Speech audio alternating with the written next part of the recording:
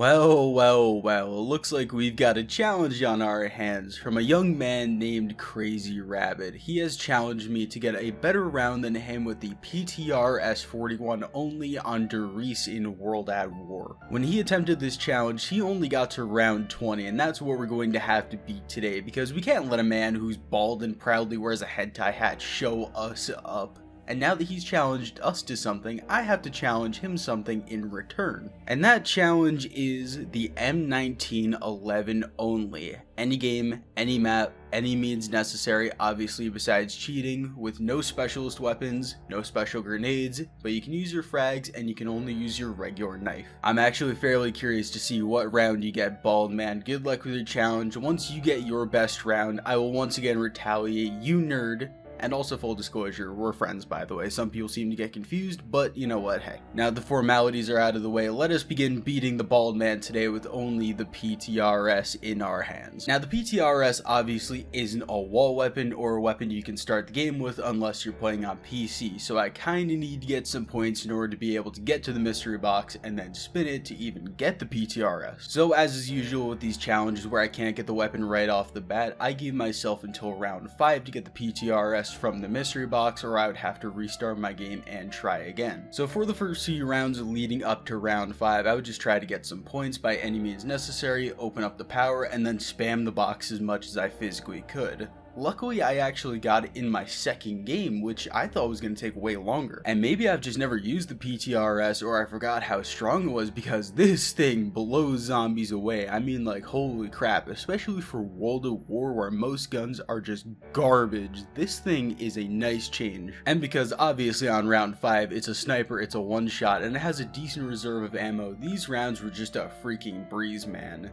And something weird that I noticed in my first dog round was, when you don't scope in, it does more damage to them than when you're scoped in. I'm not sure if this is only a thing with the dogs, but yeah, for some reason when you hip fire, it does more damage. Like, you can actually notice that it's a one shot rather than a two shot. Now, I'm not sure if that's a glitch, or if it's not, then that literally makes no sense, but no point in dwelling on it. So after that dog round, our next obstacle was getting enough points in order to open the pack-a-punch, which I can point out costs a shit ton. I forgot about this on Riese. If you went the route that I went, you have to open up 4 doors in order to be able to open Pack-a-Punch aside from your regular route, and that costs about as much as it actually does to Pack-a-Punch itself, so you have to have about 10,000 points in order to actually do it. And of course, because I'm using a sniper, that sucks, and I mean, it really sucks, because you're only getting 60 points a zombie, maybe 70, 100 if you hit a headshot, but it's kind of unreliable, and I would just rather go for body shots and collapse. Something I do want to say though is I actually had a lot of fun with this challenge. Some of the challenges I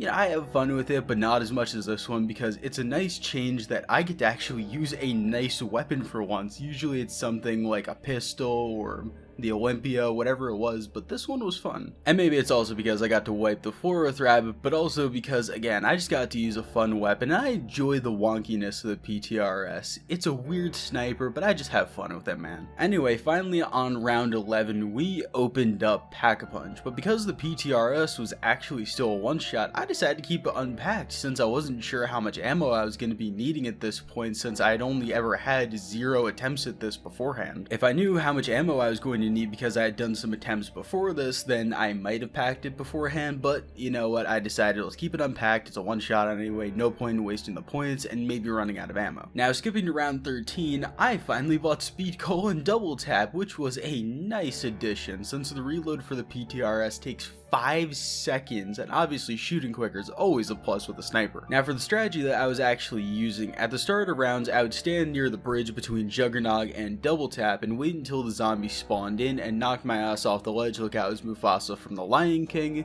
From there, I would turn around and spam some zombies until retreating into the catwalk building. Then I would train up all the zombies and take them back out through the front door and spam them as much as I could, because I would be able to line up shots like that, and if you're just running them in a circle, especially on World at War, it isn't that reliable to try to hit 3+ zombies at a time if they're just running in the circle. So with that straight line, I was able to save as much ammo as I possibly could, and obviously I would just secure as many zombie kills as I could. And now we get to the point where I can brag a little bit, because I have openly admitted I am not the best World of War player, because the movement throws me off and I never actually played it back in the day, since I started playing zombies in 2010 with the release of Black Ops 1 and didn't play World of War until years later. And on the other side of this, Wish.com Saitama, aka Rabbit, has been playing it since its release, and I am certain that he plays more World of War than I do. But I still slapped his ass with this challenge, and I'll explain shortly after a regularly scheduled sellout time. And if you've watched any of my videos before, you know what's going on here. This is our regularly scheduled sellout time where I shout out all of the members of the channel. These are the guys that directly support the channel every single month, and if you want to become a member, there is a join button down below or in the description. And today I want to shout out Cross-Eyed Kitsune, Hail Gribble, ya boy Hynix, Shadow, the Godkiller 666, Dorman Games, Ben Lowndes, Hudson Sabal, Off-White G's, Mendoza 77, Project Darkheart, Random Guy 27, Artie MC, Jerome Savard, Bananafo 122, Solar Chips, Scotty E92, Tron Kitties, Memes LOL.io, Mr. Player 23, Levi Parker, Jarito 1357, Poisonum, Marco, Pal Lilinthy, Orange, Corbin 11, Divine Lion, Reg underscore McLovin356, Jim Knopf, Scarecrow, the Player 1345, Youngsboy 123, Mr. Fluffy, Keegs Mods, and Zombie Killer 55. Thank you all for being absolutely mad, lads. Again, if you do want to become a member yourself, there's a little join button right next to my name below the video or in the description. You get a little cool emote next to your name, you get a shout out in every single one of my videos, and some cool emotes when I do live stream. Again, it helps support the channel. Thank you to everyone that has done it so far, but let's get back to our regularly scheduled programming. So now that we're back from our little sellout time, to this point I have shown you guys me playing on round 15, 16, 17, and maybe 18, and I mentioned that Rabbit actually died on round 20 in his game, but I absolutely destroyed him. Like, it wasn't even difficult whatsoever, and I made his round look like child's play, and he should be embarrassed because I was able to take a PTRS and get to round 21. Yes, you heard me right, round 21. I destroyed him by getting one round higher. I'm kidding, I actually got to round 25 in a different game that I played, but that was with monkey bombs, but that's besides the point here. With absolutely zero sarcasm in my voice, I am the best zombies player to ever walk the earth, and all competitors should just bow down to me because they aren't even on the same level as me. But in all seriousness though, I got kinda lucky, and I was trying my absolutely hardest not to get shown up, and I feel like he disrespected me by beating my Car 98 round.